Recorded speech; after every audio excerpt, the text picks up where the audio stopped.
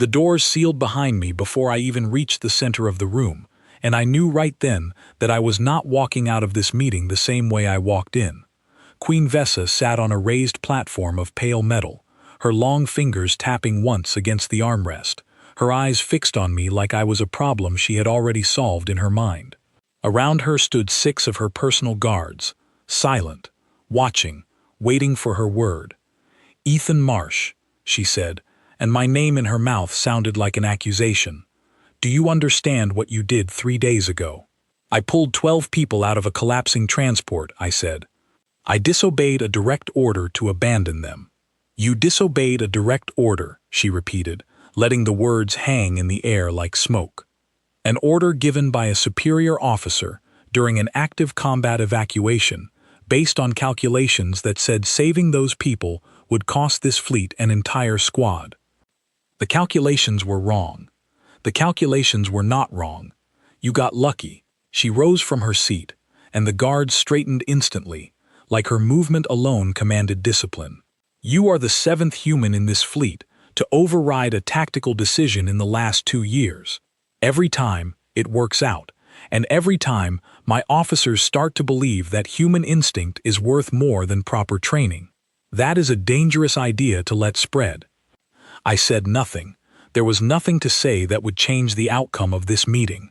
I could see it in the tightness of her jaw, the way she had already decided before I walked through the door. "You will not be court-martialed," she said. "That would make you a hero to the others. Humans love a martyr almost as much as they love breaking rules." She stepped down from the platform, circling me slowly, her long cloak trailing against the polished floor. "Instead, you are being reassigned." "Reassigned where?" "The Sonnevel unit." The room went quiet in a different way now, the kind of quiet that comes when everyone present understands something you do not. One of the guards actually shifted their weight, and I caught the flicker of a glance passed between 2 of them. "I don't know what that is," I admitted. "No," the Queen said, and for the first time, something like amusement crossed her face. "You wouldn't.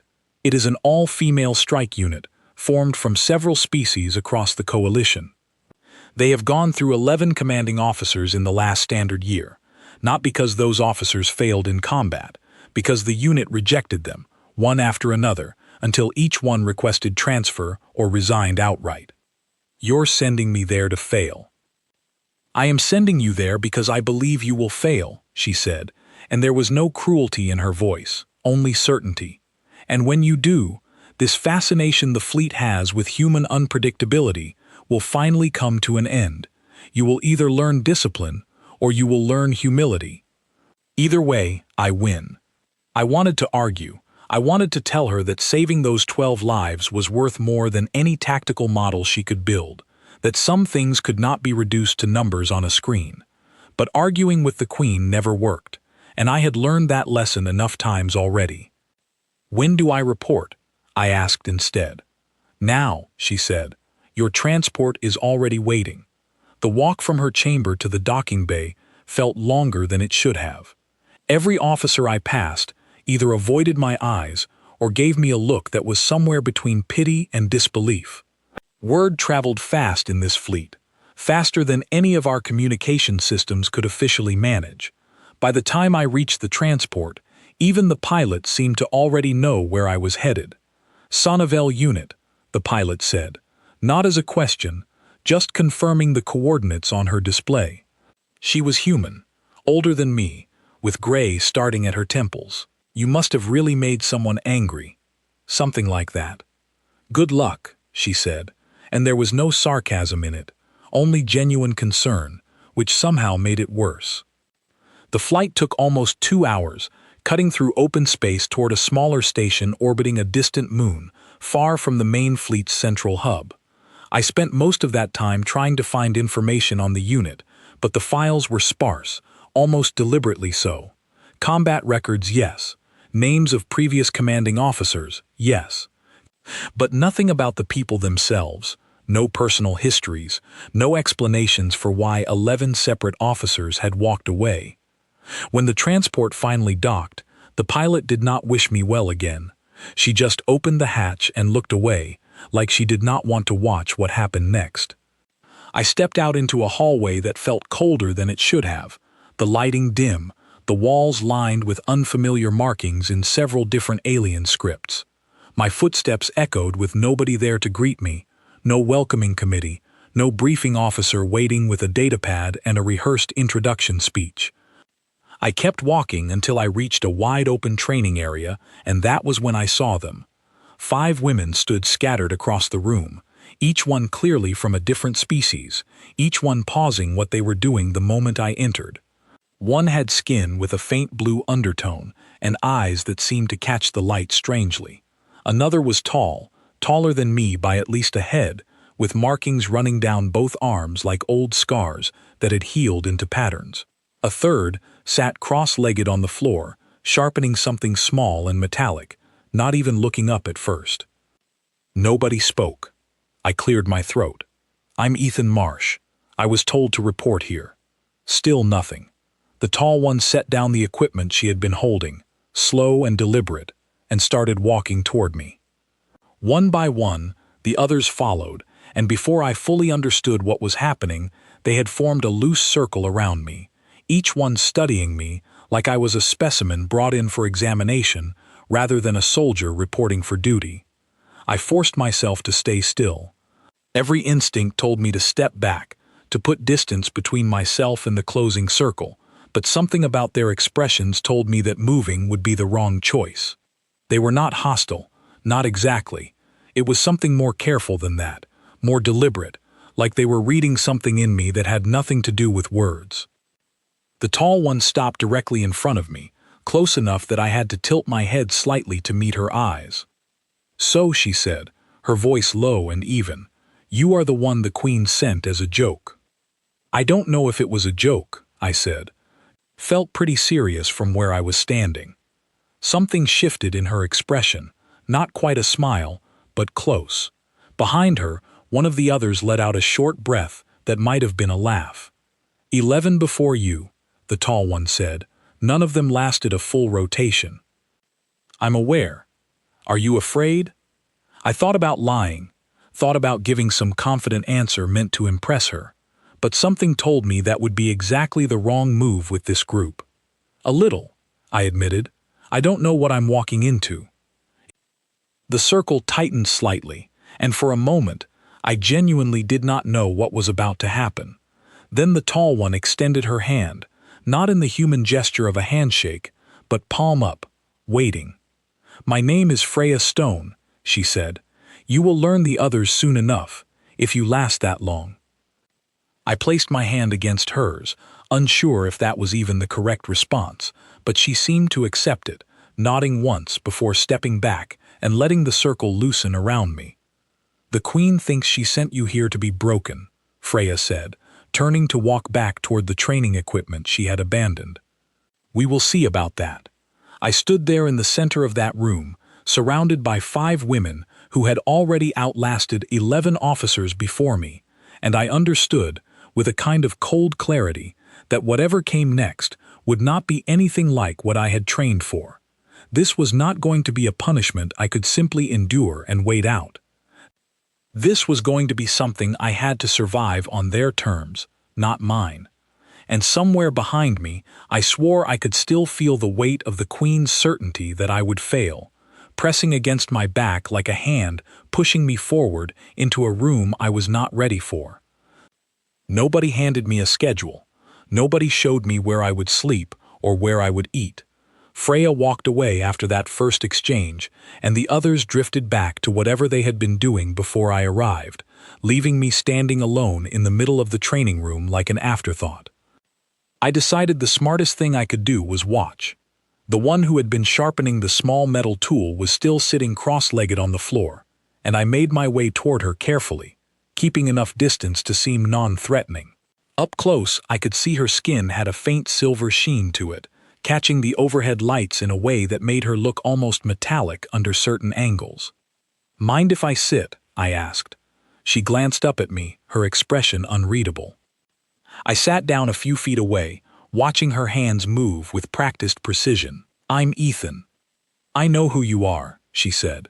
Everyone on this station knew who you were before your transport finished docking. That's not exactly comforting." She almost smiled at that, a small twitch at the corner of her mouth. "My name is Elena Frost. I do not trust you yet, if that is what you are hoping to hear." I wasn't hoping for anything specific. "Good," she said. "Hope is usually the first thing that gets people here killed." I let that sit for a moment, unsure how to respond. Elena continued working on her tool, and I watched the rhythm of her hands, the way she never looked away from her task even while speaking to me. "Why do officers keep leaving?" "The records," I finally asked. The records didn't say. "Because they arrive expecting us to follow them," Elena said. "They arrive with rank on their shoulders and assume that means something here. It does not. Rank means nothing if the person wearing it has not earned trust." "And how do I earn trust?" She looked up at me then, studying my face for a long moment before answering. "You do not ask for it. You simply act, and eventually, if your actions are consistent, trust arrives on its own. Asking only proves you do not understand how this works." I nodded slowly, filing that away, and decided not to push the conversation further. Instead, I stood and walked toward the far side of the room, where the youngest-looking member of the unit was practicing some kind of movement drill against a padded wall, her steps fast and precise. She noticed me approaching and stopped immediately, straightening up with an expression that was somewhere between curiosity and caution. "You're staring," she said. "Sorry, I didn't mean to interrupt." "You did not interrupt anything." I stopped because I wanted to look at you properly. She tilted her head slightly, studying me the same way Freya and Elena had. "You do not look like someone who saves people against orders." "What does someone like that look like?" "I do not know yet. That is why I am looking." She extended a hand, more casually than Freya had. "Talia Wren. I am the youngest here, which means everyone assumes I am the least dangerous." "Are you?" "No," she said simply, without any bravado, just a flat statement of fact. "I am simply the newest, which is different from being weak." I shook her hand properly this time, and she seemed pleased by that, like it confirmed something she had been trying to determine. "The others will test you," Talia said, glancing across the room toward where Freya and Elena stood. "Not with weapons. With situations. They want to see how you react when things do not go the way you expect." "What kind of situations?" "You will find out," she said, and there was something almost gentle in the way she said it, like a warning meant kindly, rather than as a threat. "Do not try to prepare for it. Preparation is what the last officer tried, and it made things worse for him." I thought about asking what happened to that officer, but something told me the answer would not help me feel any better about my situation, so I let the question go unspoken. Over the next several hours I met the remaining 2 members of the unit. Nora Vale, who I quickly learned was the squad leader, had a presence that filled the room the moment she entered it, calm and measured, in a way that reminded me of officers twice her apparent age. She did not circle me the way the others had. Instead, she simply studied me from across the room for a long moment before approaching directly. "You survived your first hour," she said. "That is more than I expected." "Is that a compliment?" "It is an observation," Nora said. "Compliments are earned over time. Observations are simply facts." She explained, briefly, and without much warmth, how the unit operated. There was no formal chain of command in the way I understood it, from human military structure. Decisions were made collectively, with Nora acting as a coordinator rather than a commander in the traditional sense. Orders from outside the unit were considered, discussed, and sometimes outright rejected if the group determined the risk did not justify the outcome. "That sounds like a good way to get someone in trouble with fleet command," I said. "It has," Nora admitted. "Several times. We do not care." The 5th member, Iris Dawn, was harder to read than the others. She kept mostly to herself in a corner of the training room, maintaining a piece of equipment I did not recognize, occasionally glancing my way, but never approaching directly. When I tried to introduce myself, she simply nodded once and returned her attention to her work, and something in Talia's expression told me not to push that particular interaction any further. By the time the artificial lighting in the station began to dim, signaling some kind of evening cycle, I understood that I had been quietly evaluated by every member of the unit, in different ways, using different methods, and none of them had told me whether I had passed or failed. I found an empty bunk in a shared quarters area, the sheets unmade, clearly unused since whoever had occupied it before me had left. I sat on the edge of it for a long time, thinking about the Queen's certainty that I would fail here, and wondering if she had been right after all. The next morning came without any announcement, no wake-up call, no briefing summoning me anywhere. I found the training room again on my own, and this time, all 5 of them were already there, standing in a loose formation like they were waiting for something. "Today," Nora said, without any greeting, "we test you properly." "Test me how?" "A simulation," she said. "A hostage extraction, difficult terrain, limited information. You will be given a role within the team, and we will observe how you perform under pressure that is not real, before we ever consider trusting you with pressure that is." "And if I fail?" Freya, standing near the back of the group, answered before Nora could. "Then you will be the 12th officer to leave this unit, and the Queen will have exactly what she wanted." I looked around at each of their faces, searching for some sign of encouragement or reassurance, and finding none. This was not going to be a warm welcome disguised as a test. This was a genuine evaluation, and the stakes, even in simulation, felt real enough to tighten something in my chest. "All right," I said, forcing steadiness into my voice that I did not entirely feel. "Tell me the scenario." Nora's expression did not change, but something in her posture shifted slightly, like she had expected either hesitation or false confidence, and my simple acceptance had thrown her calculations off just enough to notice. "Follow me," she said, turning toward a door at the far end of the room.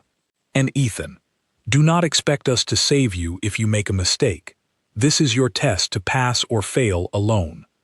I followed her through the door, the others falling into step behind me, and I understood that whatever happened in the next few hours would determine far more than just my standing within this unit. It would determine whether the Queen's judgment of me was correct, or whether there was something in me worth discovering after all. The simulation chamber was larger than I expected, its walls lined with projectors that could build entire environments out of light and sound so convincing that my body reacted to them as if they were real. Nora led me to a raised platform at the center of the room and handed me a headset. "This will place you inside the scenario," she said. "Everything you see and feel will seem real, though nothing in the chamber can actually harm you. Your decisions, however, will be recorded and reviewed." "Understood. One more thing," she added, before stepping back. "The others will be inside the simulation with you, but they will be playing roles, not acting as themselves. Do not assume anyone is who they appear to be." I placed the headset over my eyes, and the training room dissolved around me, replaced instantly by the interior of a narrow industrial complex, pipes running along the ceiling, dim emergency lighting flickering every few seconds. The sound of distant machinery hummed somewhere below me, and for a moment the sensation was so complete that I forgot I was standing in a chamber back on the station. A voice crackled through an earpiece I had not noticed appear. "Extraction team, this is command. Hostages are being held in the lower processing level. You have limited time before the facility's automated defenses reset and lock down every corridor."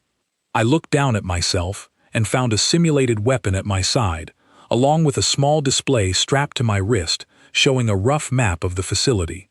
4 other figures stood near me, their faces obscured by helmets, and I recognized their builds and movements as belonging to the unit, even without seeing their features clearly. "Command, this is Marsh," I said, testing my voice in the scenario, requesting a status update on hostage numbers and guard presence. 6 hostages confirmed, guard presence unknown, estimated between 4 and 12 based on last surveillance sweep, conducted 2 hours ago. That was not much to work with, but it was more than nothing. I turned to the four figures beside me, trying to read anything from their posture. "We move together," I said. "No one splits off unless there's a clear reason." One of the figures, taller than the others, tilted her head slightly, and I recognized the gesture as something Freya might do. "And if a clear reason presents itself, then we adapt," I said. "But we don't go in assuming we'll need to split up. That's how people get isolated and picked off." We moved through the corridors carefully, the simulation feeding us small details along the way. A locked door here, a flickering camera there, the distant sound of voices that might have belonged to guards or might have been part of the facility's ambient noise. I found myself relying on instinct more than any formal tactical training, watching the reactions of the figures around me for cues about what they expected from a leader in this moment. We reached a junction where the corridor split in two directions, one leading toward what the map suggested was the processing level, the other toward an unmarked section entirely. The shorter figure among us, moving with quick, precise steps that reminded me of Talia, paused at the junction. "There's something down the unmarked corridor," she said. "I can hear something." "Could be a trap," I said. "Could also be something important." "What's your read?" She hesitated, and I realized, even inside the simulation, that this hesitation itself was part of the test. She was waiting to see whether I would make the decision for her or ask for her judgment. "I think it's worth checking," she finally said. "Then we check it," I said. "But quickly, and we stay together." The unmarked corridor led to a small room where a single figure sat bound to a chair, clearly separate from the 6 hostages mentioned in the mission briefing. The simulation had not accounted for this person in the original data, and something about the scene felt deliberately placed there to create doubt. "This isn't part of the mission," said the 4th figure, her voice careful and measured, and I recognized the cadence as belonging to Elena. "Command didn't mention a 7th hostage." "Doesn't mean we leave them," I said. "It could mean this is a trap designed to slow us down," Elena countered. "Every minute we spend here is a minute closer to the facility's defenses resetting." I stood there, caught between two choices that each carried real weight, even within a simulated world, and I understood in that moment exactly why 11 officers before me had struggled with this unit. There was no clean answer here, no tactically perfect solution that satisfied every variable.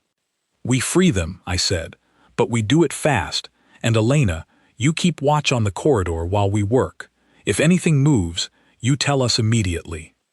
Elena did not argue further, taking up position at the doorway while the rest of us worked to free the bound figure. It took longer than I would have liked, the restraints more complex than expected, and by the time we finished, a distant alarm had begun sounding through the facility. "That's the defense system," Nora's voice said, and I realized she must be the 4th figure, her helmet obscuring features I had not placed correctly before. "It's earlier than the estimated timeline." "Command, this is Marsh," I said into the earpiece. "We have a 7th individual freed from an unmarked location, requesting updated extraction parameters." There was a pause before the response came. "Parameters unchanged. Get everyone out before lockdown completes." We moved faster now, the corridors ahead of us filled with a rising tension that made every shadow feel like a threat. We reached the processing level and found the 6 hostages exactly where the briefing had indicated, along with 4 armed figures standing guard, their attention split between the prisoners and the alarm blaring through the facility. "4 guards," Talia whispered, as expected. I studied the layout for a moment, watching the movement patterns of the simulated guards. We don't have time for a quiet approach. The lockdown is coming, regardless of what we do. We need speed over stealth now. "Agreed," Freya said, already shifting her weight, ready to move. What followed was a blur of coordinated movement, each member of the unit reacting to changes in the situation faster than I could fully track, adjusting positions and covering angles without needing verbal instruction from me. I found myself following their lead as much as directing it, understanding quickly that my role here was not to control every decision, but to make the calls that mattered most. the ones requiring a choice between competing priorities rather than tactical execution. We secured the hostages and began moving back toward the extraction point, the seventh individual we had freed struggling to keep pace with the group. Alarms continued sounding around us, doors beginning to seal shut ahead of our path, forcing quick decisions about alternate routes. "This corridor is closing," Elena called out, gesturing toward a door beginning to lower from the ceiling. "Go," I said. "Everyone through, now." One by one, the group moved through the narrowing gap, hostages first, then the unit members, until only the seventh individual and I remained on the wrong side of the closing door. They had fallen behind, exhaustion or injury slowing their steps, and the gap was narrowing faster than they could close the distance. I had a choice in that moment, one that mirrored the exact situation that had gotten me sent here in the first place. I could prioritize my own extraction, ensuring the mission's core objective remained intact, or I could risk everything to help someone the mission had never accounted for in the first place.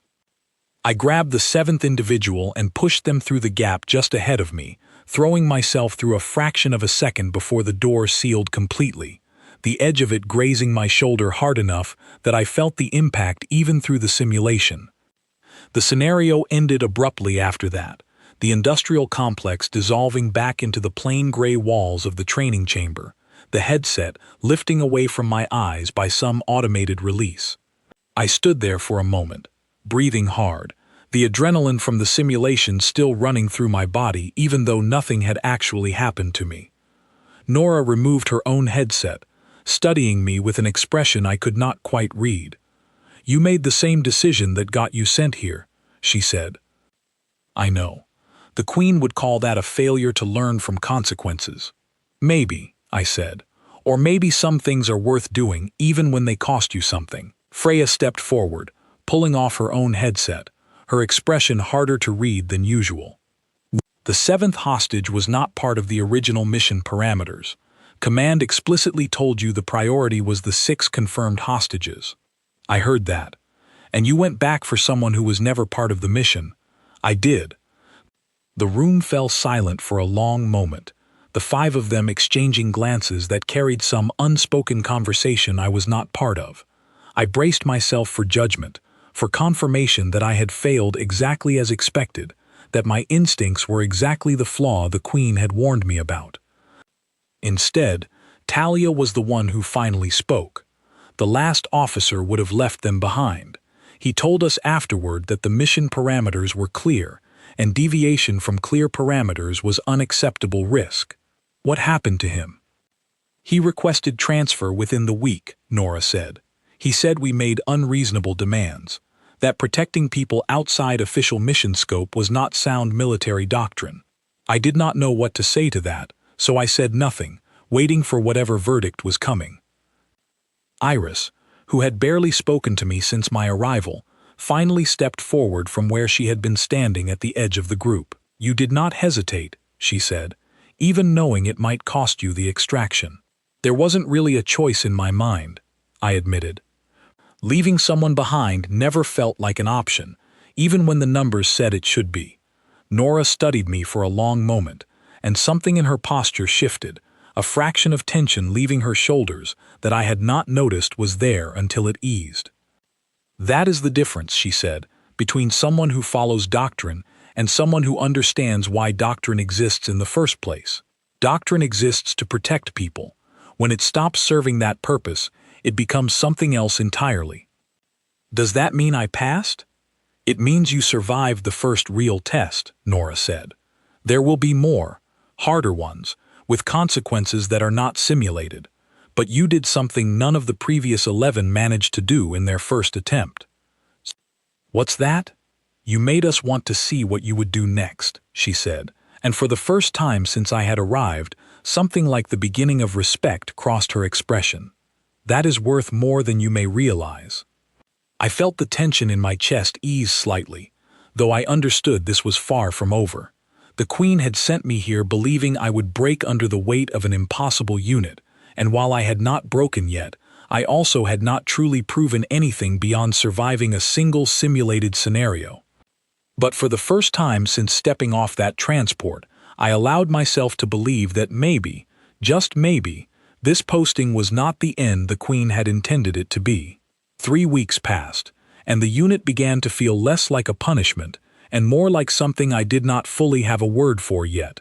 We ran drills together, ate meals together in a small mess hall that barely fit 6 people comfortably, and slowly, carefully, the walls each of them had put up around themselves began to lower, just slightly, just enough for me to start seeing who they actually were beneath the caution. It was during one of those meals that I finally asked the question that had been sitting in the back of my mind since my first day. Why does this unit exist the way it does? I asked, looking around the table at the 5 of them. Every other squad in this fleet runs on standard structure. Command gives orders, soldiers follow them. This unit does not work that way, and I don't think it's only because of how you evaluate new officers. The table went quiet, the kind of quiet that told me I had touched on something deliberately left unspoken until now. Nora set down her utensil, considering her words carefully before speaking. Every person at this table was removed from their previous posting, she said. Not punished exactly, not the way you were, but removed because we did not fit into what our own commands expected of us. What do you mean? Elena answered next, her voice quieter than usual. On my homeworld, women are expected to serve in support roles only, never in combat positions. I fought that expectation for years, before finally being reassigned here, not because anyone believed I deserved a combat role, but because reassigning me was easier than continuing to deal with the disruption I caused by insisting on one. I did not fit my culture's expectations either, Talia added. Where I come from, soldiers are meant to follow instructions without question, without independent judgment. I asked too many questions. I suggested too many alternatives. Eventually, my superiors decided I was better suited elsewhere. Freya's story, when she finally shared it, was similar in shape, though different in detail. A soldier whose instincts consistently clashed with rigid expectations from a culture that valued conformity above individual judgment.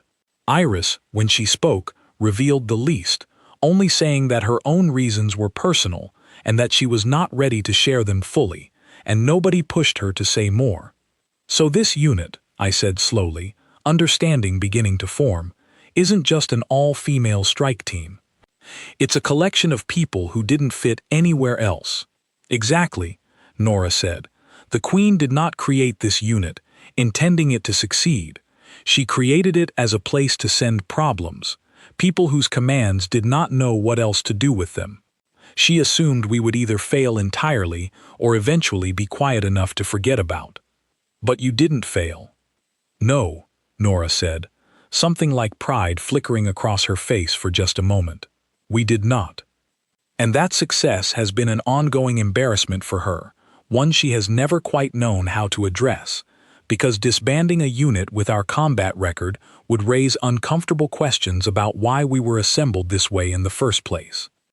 I sat with that information for a long moment, pieces of my own situation rearranging themselves in my mind. So when she sent me here, I said slowly, she wasn't only trying to humiliate me. No, Freya said, she was testing something else entirely.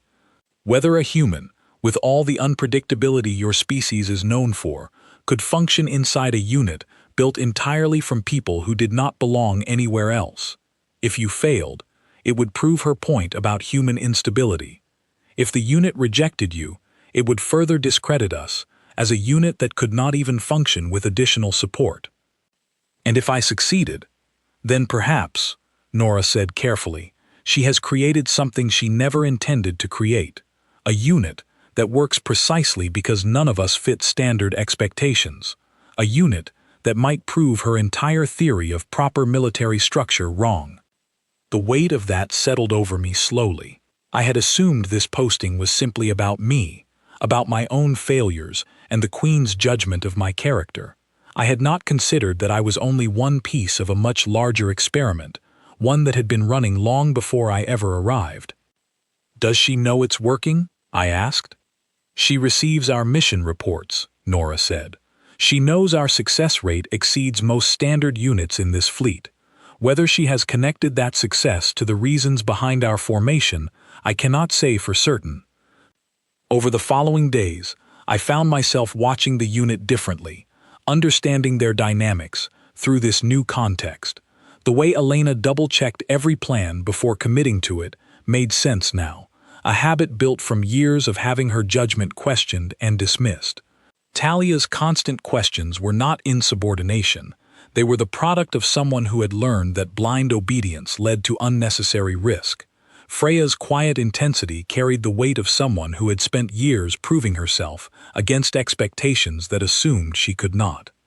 And Iris, still guarded, still hesitant to share her own story, remained something of a mystery, though I noticed she had started sitting closer to me during meals, her silence feeling less like distance and more like something else I did not yet have a name for.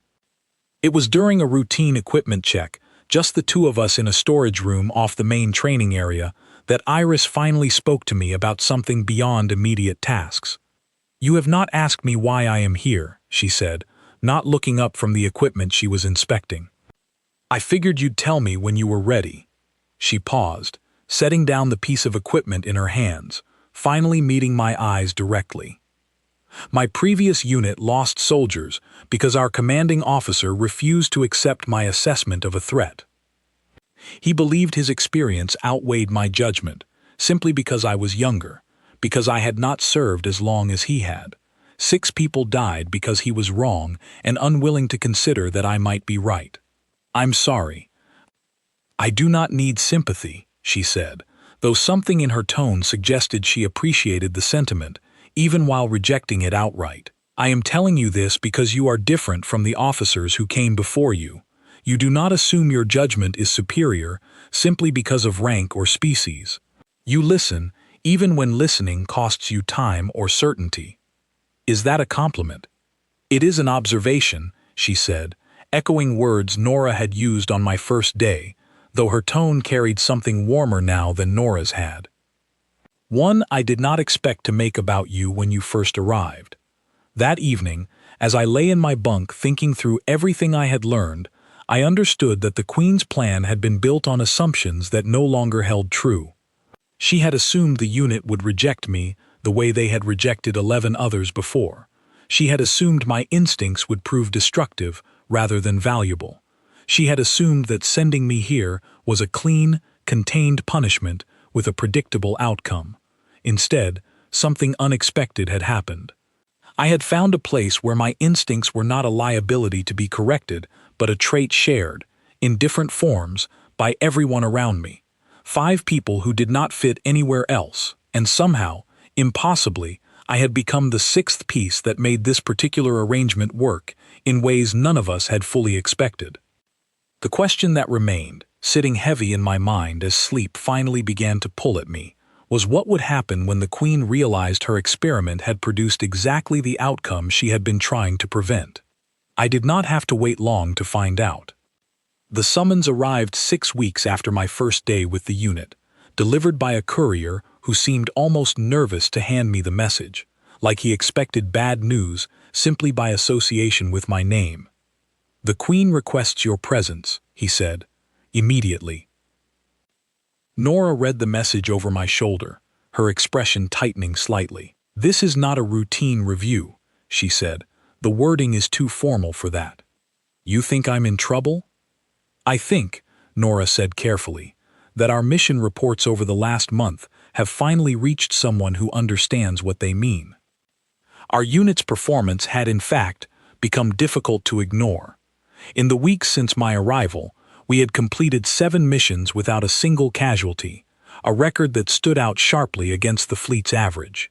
Reports of our coordination, our adaptability, our success in situations that had caused other units significant losses had apparently begun circulating beyond routine command channels. "I should go alone," I said. "If this is about me specifically, there's no reason to involve all of you." Freya crossed her arms, a gesture I had learned meant she was not interested in negotiation. "You misunderstand the situation." "What do you mean?" "We are coming with you," Elena said, already moving toward the door. This unit does not send its members into uncertain situations alone. That was never how we operated, even before you arrived.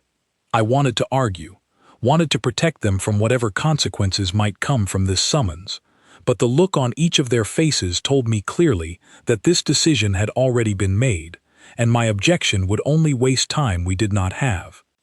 The transport ride back to the main fleet felt shorter than the journey out had, though I suspected that had more to do with the company than the actual distance. We rode mostly in silence, each of us aware that whatever waited for us at the other end of this trip would likely change something significant about our situation. The Queen's chamber looked exactly as I remembered it, the same pale metal platform, the same guards standing at attention along the walls. Queen Vessa sat waiting for us, her expression carefully neutral in a way that told me she had prepared this meeting with considerable thought. "I did not expect an entourage," she said, her eyes moving across each member of the unit standing behind me. "They insisted," I said. "I am aware of what insisted means for this particular group," the Queen said, something dry in her tone. "I have read enough about your operational structure to understand that decisions here are rarely made by a single voice." She rose from her seat, descending the platform steps slowly, studying each of us in turn as she approached. 7 missions, she said. 0 casualties. A success rate that exceeds every comparable unit in this fleet by a significant margin. I have spent the last several days reviewing these reports personally, trying to understand how a unit I assembled specifically to contain problems has become the most effective strike team under my command. "Is that a question?" I asked. "It is an observation," the Queen said, and I noticed Nora's expression shift slightly at hearing her own phrase echoed back through the Queen's voice. One that requires an explanation, because it contradicts every assumption I built this unit's existence upon. Nora stepped forward then, standing beside me rather than behind me, her posture steady and unwavering. "May I speak freely?" The Queen studied her for a moment, before nodding once. "You assembled this unit, believing that people who did not fit conventional expectations were flawed," Nora said. "Soldiers who questioned orders, who prioritized instinct alongside doctrine, who came from cultures that did not value their judgment. You believed placing us together would either force conformity or result in failure that justified your original assessment." "That is an accurate summary," the Queen said, no defensiveness in her voice, only careful attention. "You were wrong," Nora said simply, "not because our instincts do not matter, but because you never understood why they existed in the first place. Every person in this unit developed the judgment we carry because we survived situations where blind obedience would have gotten people killed. Ethan is no different. His instinct to save people, even against direct orders, is not a flaw to be corrected. It is exactly the trait that makes this unit function as well as it does." The chamber fell silent, the guards along the walls exchanging glances that suggested this level of directness toward the Queen was not common in this room. Queen Vessa turned to look at me directly. "Is this how you see it as well?" "I think," I said slowly, choosing my words carefully, "that you sent me here expecting me to either break or be broken by people you assumed were difficult, for the same reasons I was difficult. Instead, I found people who understood something I had never quite been able to articulate myself. That following orders blindly isn't the same as being a good soldier. Sometimes the most important thing you can do is recognize when a rule stops serving the purpose it was created for. That is precisely the kind of thinking that makes command structures unstable," the Queen said, though something in her voice had lost some of its earlier certainty. "Or," Freya said, stepping forward to stand on my other side, "it is exactly the kind of thinking that has kept every person in this unit alive through situations where rigid structure would have gotten us killed. Our success rate is not an accident, Your Majesty. It is the direct result of everything you assumed would cause our failure." The Queen was quiet for a long moment, her eyes moving across the 6 of us standing united in front of her. No longer a single officer facing judgment alone, but a full unit presenting a collective argument she had clearly not anticipated needing to counter. You understand, she finally said, that if I acknowledge this publicly, it will raise significant questions about command structures across this entire fleet, questions I am not certain the Coalition is prepared to address. With respect, Elena said, the questions already exist. Our mission reports have been read by more than just your office. Other commanders have started asking why our unit succeeds where others struggle. You can either address that honestly or allow the rumors and assumptions to spread uncontrolled. I watched the Queen's expression carefully, searching for any sign of the certainty she had carried into our first meeting 6 weeks earlier. That certainty seemed to have eroded somewhat, replaced by something more complicated, a recognition that the outcome she had engineered had produced results she had not anticipated and now had to reconcile with everything she had believed about proper military doctrine. I sent you here, the Queen said finally, addressing me directly, believing you would either learn discipline or learn humility. I did not consider a third possibility. What's that? That you might learn neither, and instead teach something to everyone around you, she said, and there was no anger in her voice now, only a kind of reluctant acknowledgement. I do not know yet what this means for the structure of this fleet. I do not know if I am prepared to admit publicly that my assumptions about discipline and conformity were incomplete, but I am no longer certain that sending you to this unit produced the outcome I intended. Does that mean I'm not in trouble? I asked, and for the first time in this entire meeting, I saw something almost like genuine amusement flicker across the Queen's face. You are still insubordinate, she said. You still disregard direct orders when your own judgment suggests a better path. That has not changed, and I suspect it never will. But, she said, turning to look at the unit standing behind me, I am beginning to understand that this trait, in the right context, surrounded by the right people, produces results I cannot simply dismiss as reckless. Your unit's success speaks for itself, regardless of whether it fits neatly into my previous understanding of proper command structure. She returned to her platform, settling back into her seat, though something in her posture felt less final than it had at the start of this meeting, less like a verdict already decided and more like a question still being considered. You will remain with the Sonnevel unit, she said, not as a punishment, as an assignment, permanent, with full recognition of your contributions to its continued success. I will also be reviewing the broader structure of how this fleet assigns and evaluates officers who do not fit conventional expectations. This conversation has made clear that my previous approach was, at minimum, incomplete. I felt something ease in my chest, a tension I had been carrying since that first summons weeks earlier finally beginning to release. Beside me, I felt rather than saw the others relax slightly as well, the collective weight of uncertainty lifting from all of us at once. Thank you, I said. Do not thank me, the Queen said. Thank the unit standing beside you. They chose to stand with you today, uninvited, unasked, simply because they believed your fate was tied to theirs. That is not something I engineered. That is something you built yourselves, in 6 weeks, against every expectation I had when I sent you there. As we left the chamber, walking back toward the transport that would carry us home, I found myself thinking about that first day, the way the 5 of them had circled me in that training room, studying me like a puzzle they had not yet decided whether to solve. I understood now that circle had never been about hostility or hazing. It had been the beginning of something none of us had fully recognized at the time. 5 people who did not fit anywhere else, deciding whether a 6th outcast belonged among them. They had decided yes, eventually, through trials and tests, and slowly built trust, and that decision had changed everything, not just for me, but for an entire fleet's understanding of what a soldier could be. The Queen had sent me to that unit as punishment, certain I would fail exactly as 11 officers before me had failed. Instead, I had found something I never expected to find in a posting meant to break me. I had found a place where I finally belonged,